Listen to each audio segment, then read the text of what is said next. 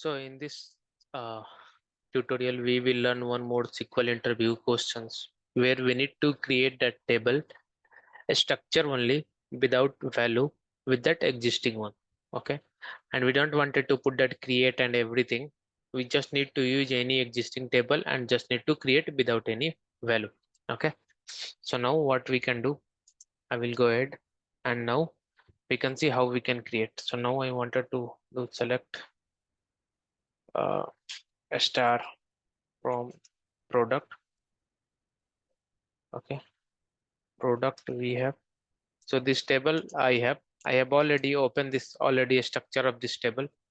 So now I wanted to create new table. Okay, so select, but I don't wanted to display their records into this. Okay, so how we can do that? So let's now move it to here. What I can do, select a star into, okay, and I will put that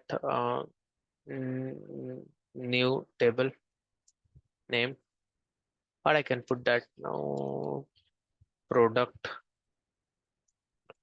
city product without row. Okay, and from this one, where what I can do, where 1 equals to 0 or any value which is not same. Okay, so if I go ahead and run it, you can see now 0 row got affected. Now if I try to do that select from this table, I will show you here once, and then I will show you that structure as well. Start from this table.